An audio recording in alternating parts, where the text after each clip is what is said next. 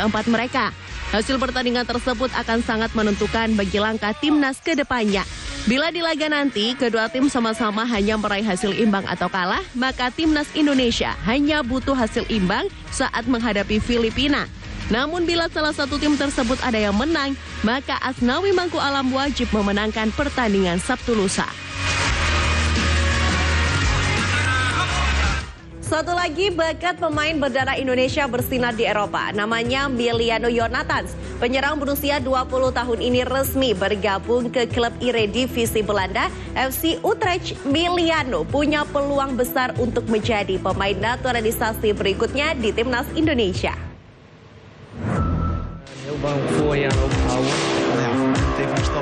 Pemain keturunan Indonesia Emiliano Jonathans resmi bergabung ke klub Eredivisie Belanda FC Utrecht dalam transfer pemain di musim dingin ini. Pemain berposisi penyerang ini ditebus FC Utrecht dari klub kasta kedua Belanda, VTC Arnhem, dengan mahar 400.000 euro atau setara 6,7 miliar rupiah. Emiliano akan mulai perkuat FC Utrecht mulai Januari nanti setelah menekan kontrak berdurasi 3,5 tahun. Penyerang berusia 20 tahun ini menarik minat FC Utrecht setelah tampil bagus di Eredivisie Belanda. Pemain berdarah Depok, Jawa Barat ini bahkan mencetak 1 gol kemenangan VTC saat melawan Jong Utrecht dalam pertandingan Eredivisie Belanda akhir pekan kemarin. Bergabungnya Emiliano ke FC Utrecht membuka peluangnya untuk bisa menjadi pemain naturalisasi timnas Indonesia. Lantaran selama ini timnas Indonesia sudah sering menggait para pemain keturunan dari klub tersebut. Sebut saja Irfan Bahdim, Stefano Lillipali, Shane Patinama, Ivar Jenner, Martin Pas hingga Ole Romeni yang kabarnya sedang dalam proses naturalisasi. Masuknya Emiliano Jonathans ke FC Utrecht ternyata juga mengancam posisi Ole Romeni. Penyerang FC Utrecht ini bakal segera hengkang untuk menuju ke klub Inggris Oxford United dan bergabung bersama Marcelino Ferdinand. Pemain berdarah Medan ini sejatinya masih terikat kontrak di FC Utrecht hingga 2026 mendatang. Namun dengan stok penyerang yang cukup banyak di FC Utrecht termasuk dengan kedatangan Emiliano Jonathans, maka Ole Romeni terancam kehilangan banyak menit bermain.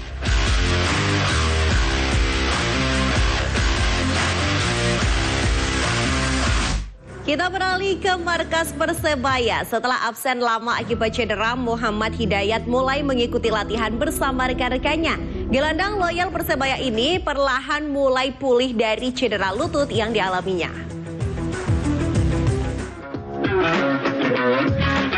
Setelah lama menghilang dan absen dari skuad Persebaya akibat mengalami cedera lutut, Muhammad Hidayat kembali bergabung bersama tim Persebaya dalam latihan terbuka yang digelar di Stadion 10 November. Gelandang berusia 28 tahun ini mengikuti serangkaian latihan fisik bersama rekan-rekannya. Meski begitu, Hidayat masih absen dari latihan taktik karena cedera yang dialami masih dalam tahap pemulihan, sehingga belum pasti kapan Hidayat bisa pulih total. Demi menguatkan otot-ototnya, pemain kelahiran Bontang ini juga rutin menjalani latihan bersama tim fisioterapi. Hidayat meminta doa dari supporter Persebaya agar segera pulih dari cedera. Di awal aja masih belum ikut latihan inti. Oh, untuk taktik belum ya? Masih latihan ya? Ada perkiraan nggak dari tim dokter gitu? Ya, kalau bisa sih secepatnya sih, cuma butuh doanya aja. Sebenarnya tinggal pemulihan aja ya? Ya, pemulihan terus penguatan juga masih bisa terjadi. Muhammad Hidayat menjadi salah satu pemain terlama yang masih membela Persebaya. Gelandang energik ini sudah berkostum baju hijau sejak masih di Liga 2 tahun 2017 silam. Nandan Trianta, CTV. Porprov Jatim tahun depan akan dimeriahkan dengan pertandingan barongsai. Tania hadirkan informasinya selepas jeda.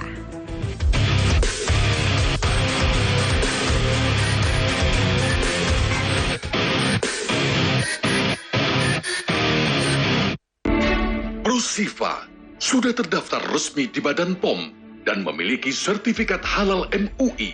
Terbukti aman tanpa efek samping. Seminggu saya konsumsi rutin Prosifa, akhirnya bisa sembuh. Saya dulu sering mencoba produk-produk lain, tapi hasilnya tidak nyata seperti produk Prosifa ini. Ingin sehat? Minum Prosifa.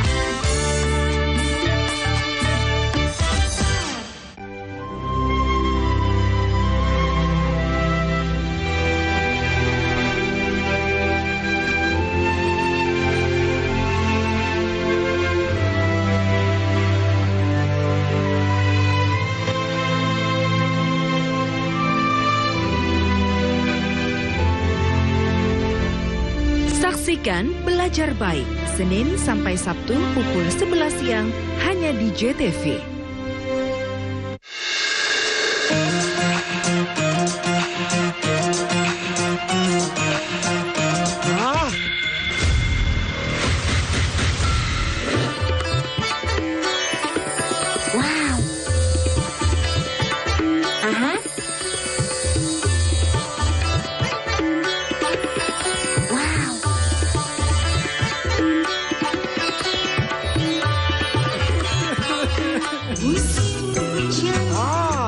Mantap suaranya. Yahut goyangannya. Stasiun dangdut digoyang sama Yahut. Jatim Gaspol, gagasan politik Jawa Timur. Populariti aja kalau kita nggak punya kemampuan berbicara, bagaimana orang bisa yakin sih sama kita? Ini membutuhkan kerjasama yang baik lah antara elemen pemerintah sebagai eksekutif gitu dengan kami yang ada di legislatif. Kita ketemu untuk membicarakan hal-hal bagi kebaikan banyak orang. Kalau ditoto dengan baik, mungkin energi yang dikeluarkannya mustahab, mungkin hal-hal itu bisa dicegah. Supaya kedepannya memang benar-benar diperhatikan.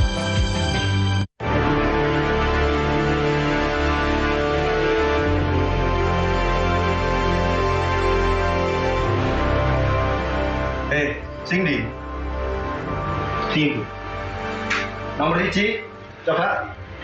Saiki wayahe lur. Oh, nomor loro. Yuk, nonton pojok kampung. Oke, nomor 3. Beritane wong Jawa Timur.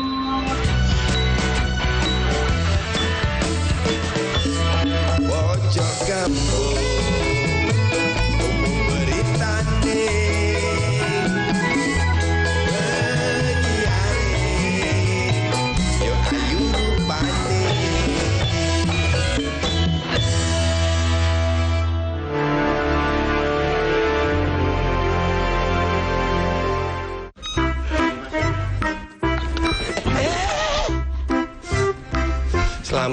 Selamat.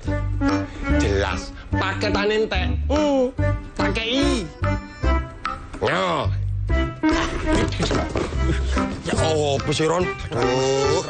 Paketanmu gak tau tes. Loh, awakmu pasti gak tau melok kuis tul China. Nanti di nopo? Nak CTV Jumat Sabtu Minggu jam 6 sampai jam 8. Iling-ilingin ya.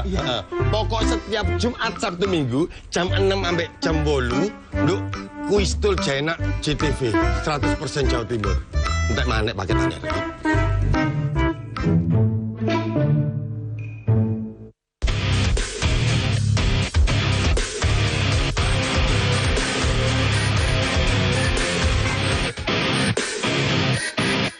Terima kasih tetap setia bersama Pojok Arena. Setelah menyabet banyak medali di PON Aceh Sumut lalu, cabur barongsai berpotensi bakal dipertandingkan di ajang Porprov ke-9 Jatim tahun 2025. Hingga saat ini sudah ada 12 pengkap maupun pengkot yang membawahi pembinaan cabur barongsai di berbagai daerah di Jawa Timur.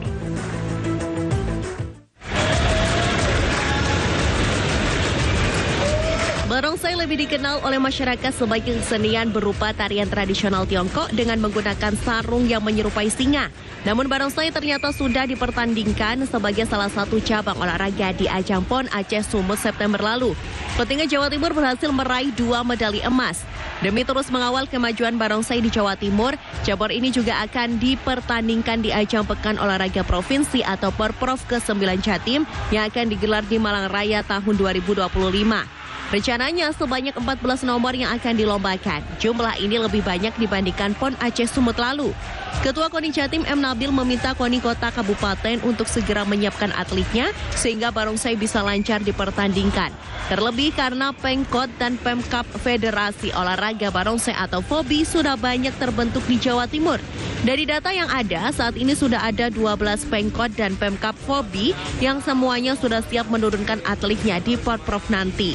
Dalam keterangan tertulisnya, Ketua FOBI Jatim Chandra Wuryanto berharap di Porprov nanti barongsai bisa melahirkan bibit atlet yang nantinya bisa menjadi andalan FOBI Jatim di event nasional. Nandan Rianta, CTV. Pepatah hasil tidak akan mengkhianati usaha tampaknya bukan hanya sekedar kata-kata.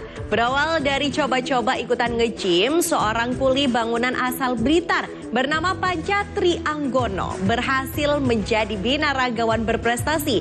Panca bahkan sukses menyumbangkan medali bagi Jawa Timur di ajang PON Aceh Sumut September lalu.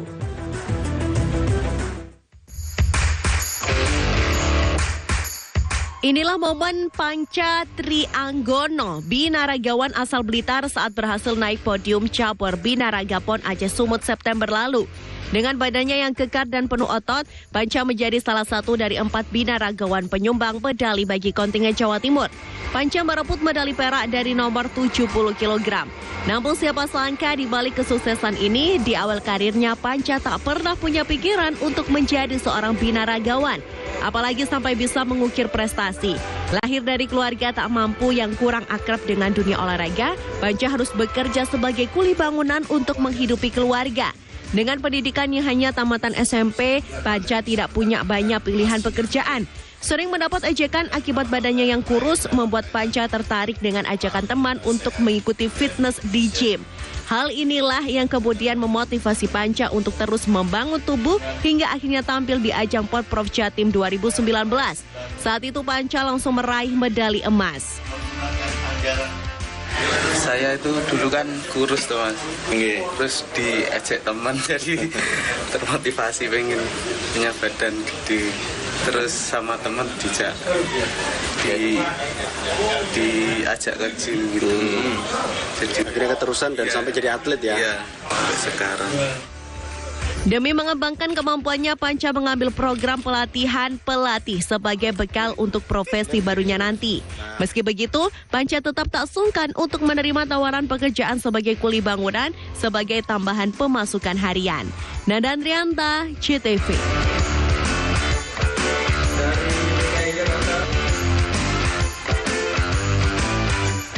Informasi tadi mengakhiri Pojok Arena hari ini. Namun jangan kemana-mana dulu, karena Mitra Arena bisa menyimak informasi terbaru dan menarik seputar Jawa Timur di Jatim Awan. Bersama rekan saya, Fani Patricia. Selamat siang, Fani. Halo, selamat siang, Tania. Ada informasi apa saja di Jatim Awan hari ini? Ya, kita akan segera update mengenai 27 daerah yang ada di Jawa Timur yang harus waspada mengenai cuaca menurut BMKG Provinsi Jawa Timur. Dan juga ada informasi menarik mengenai es matsu di Bangkalan.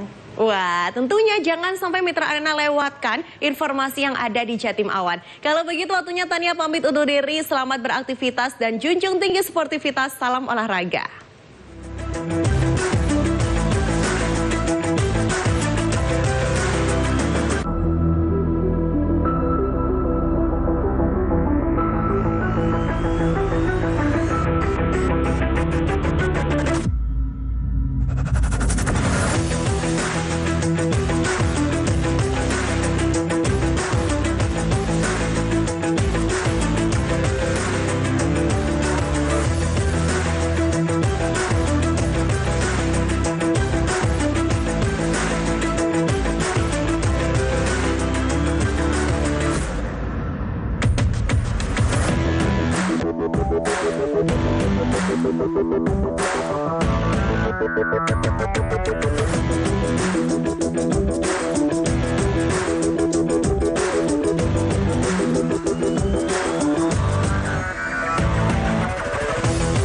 Dari 150 kali gempa tersebut, 2 diantaranya memiliki kekuatan signifikan. Selama ini pabrik rumahan tersebut memproduksi arak jenis Trobas tanpa izin.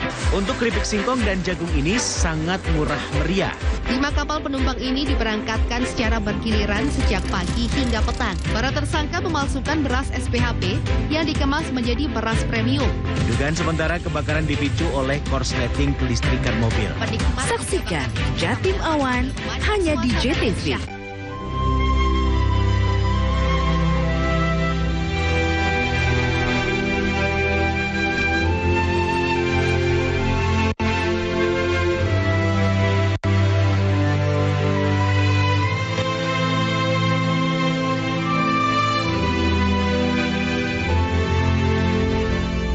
Saksikan Belajar Baik, Senin sampai Sabtu pukul 11 siang hanya di